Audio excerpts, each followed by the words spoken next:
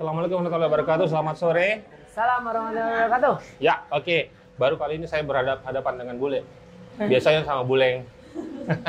Nah, ini juga adalah tamu saya yang paling rewa, dilihat dari cara duduknya gitu ya. Hei, ini manis sekali nih sudah. Oh gitu. Ya. Ini termasuk manis untuk levelnya Melanie Subono. Ya. Oke, nah tamu saya Sakit perut duduk gini. spesial sekali karena saya bukan kedatangan, dia yang datang, terus saya yang datang ke dia gitu. Jadi sebenarnya tamunya ini untuk besok ada event sebenarnya. Eventnya masih banyak tanda ininya, apa namanya, rahasia-rahasianya, kabarnya begitu. Dan beruntung sekali sore ini saya bisa ketemu langsung dengan beliau. Pertama kali ketemu 2011 kalau nggak salah, itu saya bikin satu acara yang namanya Jangan Takut Jadi I.O. Dan waktu itu Melanie Subono jadi pembicara utama kita. Ini 11 tahun yang lalu. 2011. Iya, 11 tahun yang lalu, parah lu. Betul ya. Dan dia juga waktu itu bawa buku, kalau nggak salah itu apa, tentang elo-elo itu ya? Betul ya? Betul. Nah, 2011 ke 2022, perkembangan yang paling banyak yang saya monitor dari dia adalah dia menjadi sangat sosial gitu. Apakah itu sebenarnya maksud dan tujuan hidupmu gitu, menjadi orang yang sosial dan banyak mau berguna untuk orang lain? Tujuan hidup gue sebenarnya cuma satu sih. Karena kan lo kasarnya kayak gue punya hashtag namanya jangan mati sebelum berguna. Jangan mati sebelum berguna. Iya, Ya. lo mati habis ngomong ini, pas ngomong ini juga bisa. Lo matinya 30 tahun lagi juga bisa, kan lo Ya. nggak tahu. Ya, Jadi ya. at least niat gue berguna. Berguna. Dan berguna itu kan sebenarnya nggak kenal besar atau kecil kan. Yang penting gue berguna. Titik, itu doang tujuan hidup gue. Itu pernah kejadian apa itu di hidupmu gitu, tiba-tiba harus mengamini bahwa hashtag ini harus disebar kemana-mana, jangan mati sebelum berguna, atau ada kejadian sebenarnya apa? sebelum hashtag itu emang itu udah menjadi prinsip yang Hidup. gue lakukan setiap hari sih. Iya. Kalau hashtag itu sendiri lagu bareng anaknya Wiji Tukul Wani, Oh, iya. kita jadikan lagu judulnya Iya. Jangan Mati Sebelum Berguna. Oke. Akhirnya kok kayak nyambung aja gitu dipakai. Ya udah sejak itu hashtag itu dipakai. Tapi kalau pemahaman menjalani hidup dengan jangan mati sebelum berguna, gue berusaha untuk berguna seberguna mungkin setiap hari. Setiap hari? Setiap hari, setiap menit kalau bisa. Dengar kabarnya Melanie ini menghabiskan NM-an setiap bulan untuk mengobati Perawatan banyak muka orang. glowing. Wah, banyak. Iya, Nggak banyak glowing. sumbangan-sumbangan begitu. Enggak, gue menghabiskan lah, kasarnya kan bukan gue yang sosial kan, gue Ya. mengumpulkan, Mengumpulkan. menggalang. Ya, gitu. ya. Siapa saja yang sudah diajak atau diceburkan ke situ? Semua rakyat tiri yang ada di Indonesia. Namanya Rakyat Tiri. Mereka menamakan diri karena begitu gue berjalan, ternyata lebih orang yang pernah lapar lebih memahami rasanya lapar. Ya. Orang yang pernah susah lebih memahami rasanya susah. Melanie Jadi, pernah lapar dari kecil? Pernah. Pernah. Gue lahir gede di satu titik dan waktu itu, mungkin gini, kalau gue tarik lebih jauh ke belakang, mungkin nggak akan ada yang mau dengerin gitu. Ya. Cuman gini aja deh, pada saat gue kecil aja, bokap itu kerja kan di kantor orang, di garasi apa di mana Iya, gitu iya, waktu itu iya. kalau nggak salah. Jadi emang gue bener-bener adik-adik gue mungkin udah merasakan yang lebih pada saat itu bokap nyokap udah lebih settle gitu. Ya. Nah, itu yang diajarkan Eyang ke bokap. Bokap ke gue juga begitu. Lo nggak punya duit, jangan jajan. Lo mau beli mobil gue, lo cicil, lo punya duit berapa? Gitu. Kayak ya hal-hal seperti itu. Kayak kita nggak dibiasain untuk punya barang merek. Kalau kita ngelakuin kesalahan, ya lo bayar ke dia. Lo yang nggak bisa makan, biar mampus lo cari dulu. Lo udah kepepet, baru minta sama kita. Hal-hal seperti itu memang diajarin sama dia. Tahun berapa Melanie menghasilkan sesuatu untuk dimakan, bisa dimakan? Atau berapa tahun? Atau waktu itu kelas 6 SD atau apa gitu? Gue itu SMA udah mulai ikut sebelumnya kali ya, cuman yang bener-bener gue inget tuh gue SMA udah mulai ikut pemilihan ini, itu, apa gitu. Itu udah mulai menghasilkan duit kecil-kecil. Termasuk musik? Waktu itu awalnya fashion. Fashion? Dari situ Oke. akhirnya berkembang kan. Bule Waktu itu, ya, kalau nggak salah, fashion. Iya. Iya. Cover pemilihan gitulah pada zamannya kan, cover girl apa-apa gitu. Iya, Nah dari iya. situ, itu SMA udah mulai menghasilkan. Jadi gue udah merasakan yang namanya tiap weekend di bandara, tour, itu dari SMA. Dari zaman MC-nya waktu itu Warkop, dan Iya. Makanya gue kadang-kadang ketemu teman-teman yang, aduh kita tur mulu, anjir gue dari, buset, dari gue masih sekolah udah tur mulu gitu. But ya, dan bokap pun ngomong gitu pada saat gue lulus SMA, modeling, hidup di Jakarta Selatan, anaknya Ya. si A, Ya. nggak ada kita punya mobil yang apa gitu. Karena menurut bokap gini, lo pantas nggak pakai itu mobil? Bisa nggak lo beli bensin ya? Nggak usah, kalau usah naik umum aja. Sampai hari ini gue naik umum, gue nggak punya mobil, gue naik umum. Di Betulan Jakarta. nggak punya mobil, Betul, gue nggak punya mobil, gue nggak punya microwave, gue nggak punya hair dryer, gue nggak punya apa. tapi yang penting kan tabungan banyak. Tabungan cukup, banyak Cukup. nggak? Cukup ya. Cukup ya? Cukup Oke. untuk menghidupi 1.000 orang setiap bulan?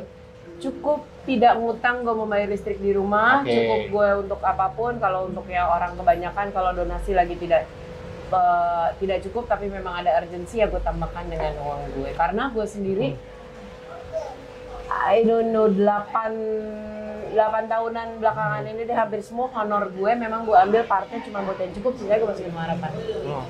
Yang satu yang saya percaya dalam agama itu, dalam agama saya, itu kalau kita ngasih ke orang pada saat kita kekurangan itu luar biasa. Menurut Melanie? Gue mengalami sendiri matematik yang gak masuk akal. Ya, seperti apa? Ada momen-momennya gue nggak ngerti nih listrik ini apa segala macam kebayar. Sementara kita tidak terbiasa untuk main nada gitu sama orang tua. Ya. Tapi kebayar. Kejauhan lah COVID nih kemarin. Ya. Even teman-teman yang maksudnya punya nama sangat besar yang punya acara TV nggak ada yang kerja. Gue kerjaan datang terus tuh. Ini itu dan kebayar semuanya. Tapi kalau ditanya matematika gimana, I don't know. Tapi ya balik lagi makanya tadi gue merubah kata banyak atau kaya dengan cukup. Cukup. Ya. Tidak berlebih, tapi gue nggak punya utang, semua kebayar, anak-anak puji Tuhan, staff, apa makan, kebayar semuanya, cukup. Dari mana matematiknya, gue nggak tahu. Itu kondisi itu benar-benar bikin seorang Melanie Subono bahagia atau masih kurang bahagia sayanya nih harus Gue bahagia sekecil-kecilnya setiap hari. sekecil-kecilnya setiap hari. Sangat mensyukuri apa yang ada gitu. Harus, mungkin karena gue juga hidup dengan penyakit yang lama gitu ya segala macam, sehingga gue udah lama terpatri di kepala gue bahwa setiap hari bisa jadi hari terakhir lo nih. Sehingga I wake up every day ya emang udah, gue Ini bangun, anugerah ya. nih, gitu. Ya, masih hidup dan masih Ya. bisa berusaha. Nah, tepatnya itu kapan itu Melanie menyadari itu sebagai pilihan hidup? Karena saya sudah melihat itu sebagai pilihan hidup Melanie. Gue nggak tahu ya, tapi kalau gue tarik balik gitu, gue ngobrol sama bokap nyokap suka bilang gini, dari kamu kecil itu kalau misalnya lagi jalan gitu di mobil gitu, bokap tuh selalu bilang, gue selalu gelisah kalau misalnya standar tuh ada kucing di jalan atau hal yang kayak gitu. Kita udah dididik seperti itu. Lalu pertama kali gue ikut modeling itu waktu itu gue ketemu Mas Iwa juga baru mulai. Ya. Iwa tuh nggak sempat ngomong sama gue dan itu sempat diulang sama eyang gue. Kamu itu kalau ngeliat orang tabrakan, mending nggak usah berhenti, lu lihat pergi aja gitu. Daripada lu cuma ngomong kasihan tapi lu jalan, mendingan sekalian jalan aja. Mending kalian jalan Sekalian jalan gak sih, iya kan? Oke. Atau kalau mau lu berhenti Ya, sekalian berhenti dan mengurus itu. dan ngurus daripada Ya, cuma ya. ngomong kasihan tapi lu jalan ya mendingan lu jalan aja, ngapain gitu. Nah, Ya. tadi sempat dibahas pada masa Covid 2 tahun terakhir lah gitu ya. Seberapa banyak sebenarnya yang Melanie bisa lakukan pada saat itu gitu? Karena semua orang susah. Kalau tadi Melanie bilang ya yang kayak gini masih punya kerjaan dan pada saat Covid ya apalagi di Jakarta ya. Saya membaca dan mendengar kabar dari beberapa kerabatnya bahwa malah selama Covid itu Melanie makin Iya, makanya gue bilang tadi itu Ya. salah satu matematik yang gak masuk akal ya. Ya. Gue begitu Covid itu malah dapat iklan brand 3, satu diperpanjang, gue bikin film, gue ya ini PT baru gue sama Dani Caknan, Ya. gue album, gue sekarang membantu satu band Coconut Trees, gue sebelumnya banyak, gue malah sangat aktif gitu, buku, gue punya podcast, gue punya iklan masuk, apa masuk, nggak tahu gue matematika dari mana karena kalau secara public ini banyak yang di atas gue gitu. I don't know, itu Ya. tadi itu bagian dari yang lo tanya tadi. Pertanyaan yang nggak kejawab, I don't know. Tapi gue emang makin aktif, makin kenceng, kerjaan makin banyak, makin orang pada nggak dapat kerjaan, gue tuh kerjaan masuk mulu. Seorang Melanie tidak pernah membandingkan hidupnya dengan orang lain, Buat apa? Orang punya ininya sendiri. tapi pasti orang lain juga mau seperti Melanie. Banyak. Gini, kalau gue selalu ngomong gini, banding-bandingin itu kan tergantung kita ngelihatnya. Ya. Ini mungkin titik awalnya Rumah Harapan ya. Gue itu pernah ada gue inget banget, sekitar 15-16 tahun yang lalu, gue ada di Sudirman. Gue inget banget, gue nyetir sendiri, kondisinya itu macet, hujan, nggak karu-karuan gitu. Gue tuh ngomel setengah mati sih anjir, bensin udah mau habis, gue nggak bisa ngerokok, nggak bisa ngapa-ngapain, mana gue lapar, tahu Jakarta kan ini dengan macetnya gini gue nggak bisa minggir dan masih akan 3 jam nyampe rumah.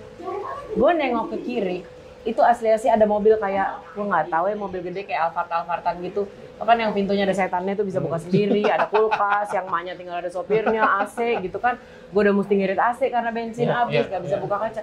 Gue tuh maki-maki, emang hidup tuh nggak adil, lah. Gue bosen dong liat kiri, gue nengok ke kanan, dan ini kejadian. Dan gue sering banget dijawab Tuhan langsung kayak gitu. Di kanan itu ada sekeluarga, mereka cukup ketop, selalu ada di Sudirman depan Ratu Plaza. Itu sekeluarga berempat, bapak, ibu, sama 2 anak. Mereka hidupnya di gerobak, yang satu anaknya benar-benar nggak punya kaki, selalu pakai baju SD, yang anak satunya lagi yang punya kaki. Dia duduk dalam, satu pakai kayaknya kresek ya, gue nggak tahu deh, kayaknya kresek, satu lagi nutupan kardus, satunya dalam gerobak, satu jalan. Mereka seneng ketawa-ketawa. Gue ngeliat kiri, gue akan ngebandingin diri gue ke kiri, gue akan maki-maki. Gue ngebandingin diri gue ke kanan, nih anjir keren banget lah hidup gue. Jadi menurut gue ngebandingin itu tergantung lo nengoknya mana. Iya kan gitu, lo nggak akan. Iya, cuman masalahnya sekarang kan orang suka nengoknya itu yang enak-enak. Gitu Orang, ya. kalau gue nggak. Kalau Melanie tidak. Yes. Oke. Dan gue selalu bilang gini, lo pengen jadi kayak gue, fine. Tapi kan lo nggak tahu sebenarnya gue seperti apa. Iya. Artinya kalau lo mau jadi kayak gue dengan segala paketnya, lo bertanggung jawab atas hidup orang lain berapa ribu, dengan penyakit gue, dengan ini, dengan itu. Jangan cuma bisa ngambil enaknya. Karena even orang yang jauh lebih nggak beruntung dari kita pun ada enaknya kok. Jadi you have to take the whole package sih menurut gue. Apakah Melanie sadar bahwa ternyata dengan menikmati hidupnya itu sebenarnya mengurangi porsi penyakitnya? Bisa jadi. Yang gue nggak tahu mengurangi porsi penyakit atau apa, tapi yang pasti berapapun waktu yang gue dikasih dengan sisa penyakit ini, gue berguna dan gue happy. Gitu ya? Paling nggak gue menikmati hidup gue. Mari kita doakan Melanie panjang umur. Kata pemerintah anjir, ini tuh panjang banget, pusing gue kalau nih panjang anaknya. Nah, Rumah Harapan itu berdirinya kapan tepatnya dan kira-kira akan dikawal sampai kapan? Sampai gue udah nggak mampu lagi lah. Even Rumah Harapan sudah ada di warisan gue, di wasiat gue untuk diteruskan kalau sampai gue ada apa-apa. Rumah Harapan ini dari tahun ke-15. Yang gue sebut rumah itu adalah Indonesia. Harapan ya udah basic needs, basic hak semua orang lah untuk punya harapan gitu. Jadi sampai kapan ya, sampai Tuhan bilang selesai. Maksudnya gini, kalau Rumah Harapan udah nggak ada fungsinya, sebetulnya bagus dong, berarti udah nggak ada orang susah, nggak ada orang lapar, ya bagus gitu, di satu sisi bagus. Cuman ya sekuat tenaga gue, semampu energi gue, keringat gue, tangisan gue ya. Orang kerjaan gue sekarang juga semua masuk ke sana. Gue nggak punya anak, gue nggak punya bapak yang cukup gue ambil buat di rumah. Ya sih, itu sisanya yang masuk Rumah Harapan. Oke, gitu ya. Jadi berapa kira-kira nominal yang dikelola tanda kutip Rumah Harapan setiap bulan? Wah, gue nggak bisa ngitung karena 70% dari orang yang donasi itu juga dalam bentuk barang. Dalam bentuk barang. Gue lebih suka pertanggungjawabannya. Jadi gue setiap kali ada orang mau donasi, kita punya template menjawab WhatsApp.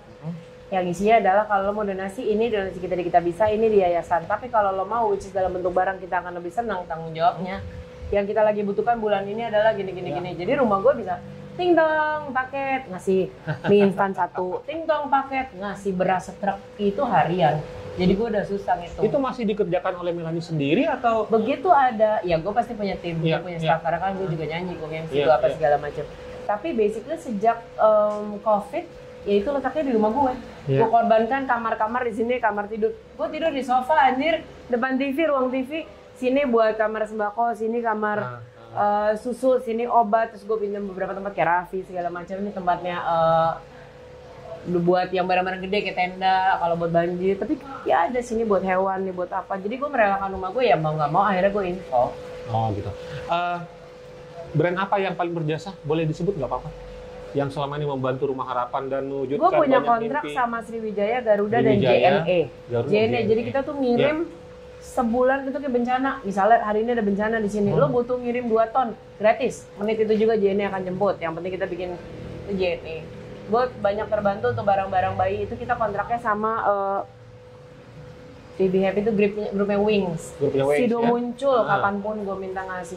Orang tua bahkan itu kan bukan cuma alkohol, tapi mereka selalu ngasih. Mereka punya odol, mereka punya minuman, mereka punya makanan, mereka itu pasti bergerak. Oh banyak banget sih, banyak banget. Banyak yang banyak banget asli. Jadi menurut Melanie mereka itu mau involve atau terlibat itu karena apa sebenarnya? Gini, sebenarnya banyak banget orang yang mau berdonasi atau melakukan sesuatu. Iya. Kadang-kadang mengelola sosial itu juga susah gampang. Puji Tuhan sampai hari ini Rumah Harapan 15 tahun kredibilitasnya bersih. Kadang-kadang banyak brand, banyak orang mau berdonasi, mereka tidak percaya ini nyampe atau enggak. Iya. Kedua, betul, mereka nggak tahu, gue mesti ngapain nih. Atau banyak orang juga yang kita cuma punya ini. Atau mereka terlalu minder. Iya, iya. Itu semua kita gandeng di Rumah Harapan. Jadi ya mereka pengen ngasih aja gitu. I don't know, kadang-kadang gue ngetok-ngetokin CSR orang ya. Pengen berbagi lah, mereka punya. Toh apalagi perusahaan. Perusahaan itu kan memang secara hukum by the law memang harus ada kan dana CSR. Ya. Gitu daripada lo bukan mengecilkan panti ya, tapi kan ada beberapa instansi yang menjadi tujuan orang donasi karena ya malas aja mikir yang lain, sementara mereka sebenarnya udah ada di bawah Dinsos. Iya. Ya kan? Ya. Sementara Rumah Harapan itu kan mencapainya benar-benar yang tidak kecapai sama siapapun.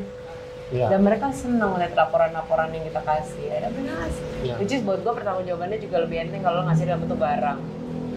Katanya Melanie lebih suka jalan sendiri dibanding harus berkolaborasi dengan pemerintah. Itu saya pernah dengar. Oh kalau gue, menurut gue, lo pernah punya teman mabok nggak? Teman mabok ya? Ya gue temen mabok nih, mulai terus habis itu rusuh. Kita berdiri di belakangnya, maafin temen gue ya, maafin temen. Itu tugas gue, pemerintah ngaco, gue sini gue beresin gitu aja. Pemerintah itu kusut ya. Kusut dalam arti gini. Mereka punya beberapa regulasi. Contoh yang udah paling konyol aja sampai hari ini. Lo kalau ada bencana apapun, lo mau ngambil bantuan, lo harus punya identitas diri. Ya.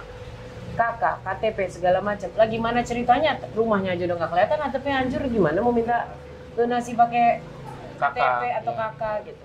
Itu pertama. Kedua, mereka kan memang punya sistem birokrasi yang ribet gitu. Ya. Gue kalau lihat negara lain, Jepang, gempa jam segini pemerintah udah turun.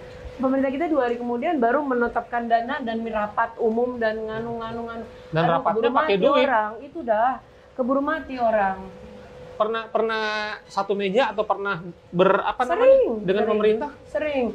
Gue sama pemerintah maupun Dinsos itu pernah berteman, pernah dituntut, pernah dilaporkan, pernah berkolaborasi, pernah apapun pernah. Tapi tetap Melanie berharap bahwa itu semua menjadi lebih baik ya? Gue lebih gini, nggak mungkin semua itu bisa di-reach sama Melanie dan Rumah Harapan. Ya. Kalau pemerintah melakukan kerjanya, gue melakukan pekerjaannya, orang lain melakukan apa. Bahkan gue sempat bilang sama orang, kalian itu, kadang kan banyak yang nanya sama kita ya, Kak aku mau donasi dong, aku punya ini. Atau aku mau dong kerja sosial, gimana ceritanya, caranya. So bilang gini, oke, ngelamar di Rumah Harapan gak usah. Lo keluar rumah, lo kelilingin rumah lo 1-2 kilometer ya ke kanan, kiri, depan, belakang. Cari aja orang susah di situ. Iya dong. Iya.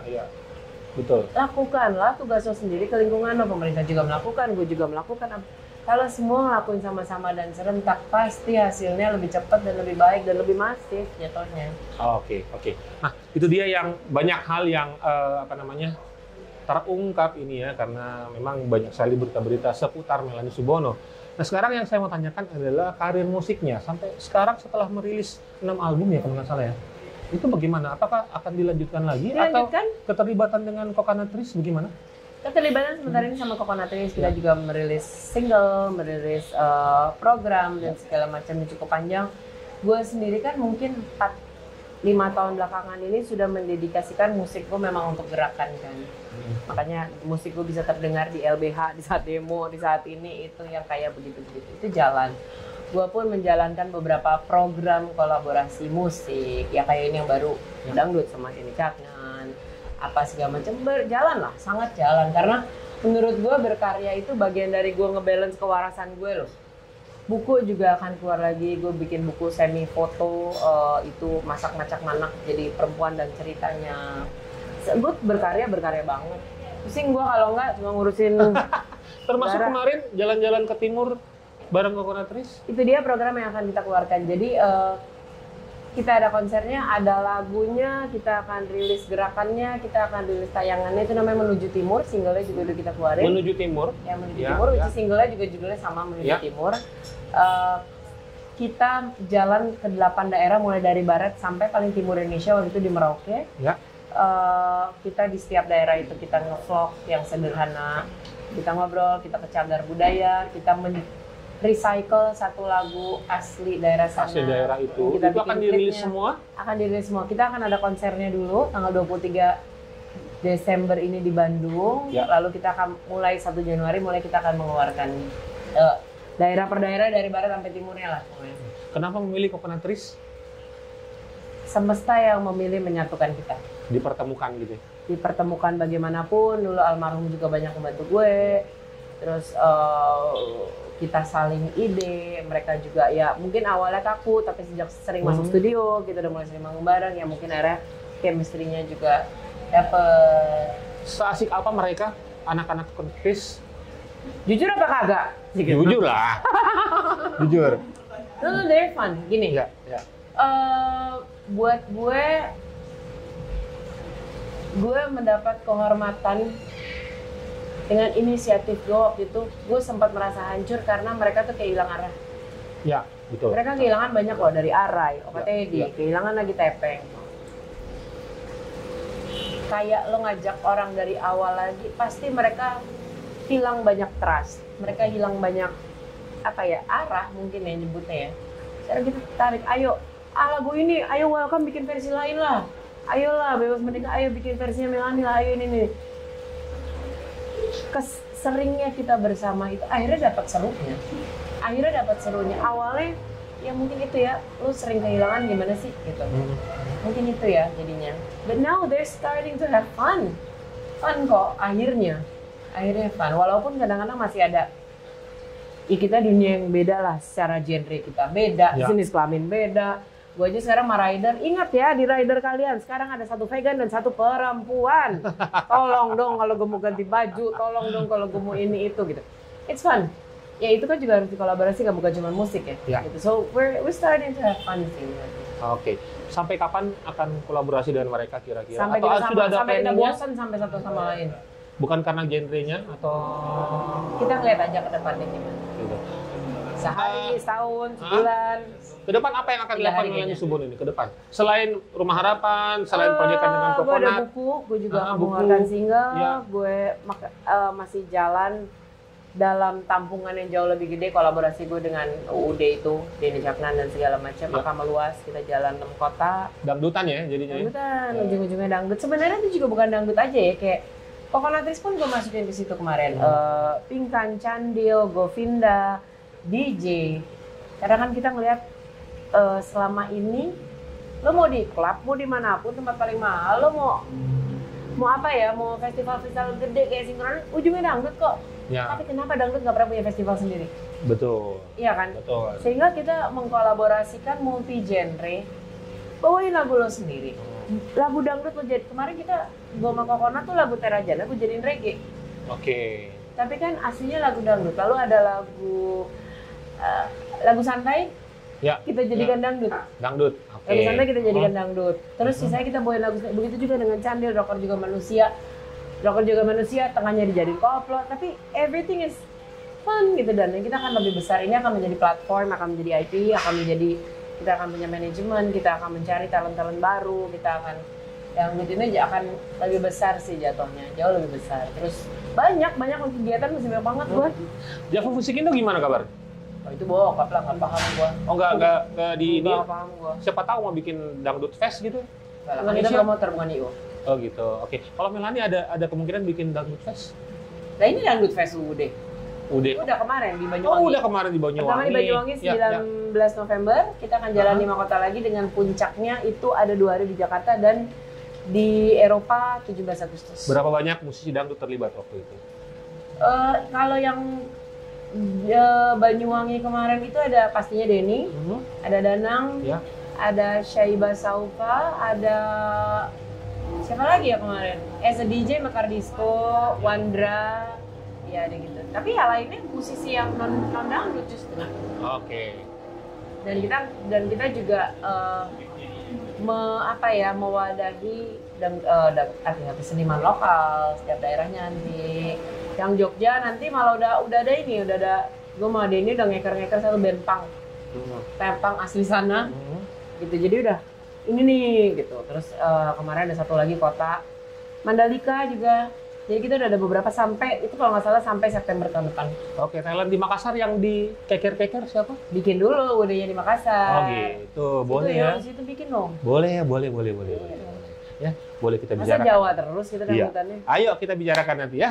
Oke, itulah pendengar hadap-hadapan Melanie Subono, seorang yang sangat saya kagumi dan bukan hanya saya, banyak sekali orang yang mengagumi dia dengan gerakannya, kebiasaan-kebiasaan yang menginspirasi banyak orang. Nah, sudah mandi pagi? Belum, takut hujan. Karena kalau gue mandi, dulu gue kira itu cuma joke di antara gue dan keluarga gue. Iya. Mulai 3-4 tahun lalu gue mulai sadar. Begitu gue di kota mana ada hujan badai ya, ada aja yang nge-DM gue atau nge-tweet gue, Kamel mandi ya? Oh. Kurang ajar. Oke, sukses apapun yang Melanie Subono kerjakan dan terima kasih telah datang ke Makassar dan gerakan-gerakannya semoga terus menginspirasi. Amin. Assalamualaikum warahmatullahi wabarakatuh. Ewako.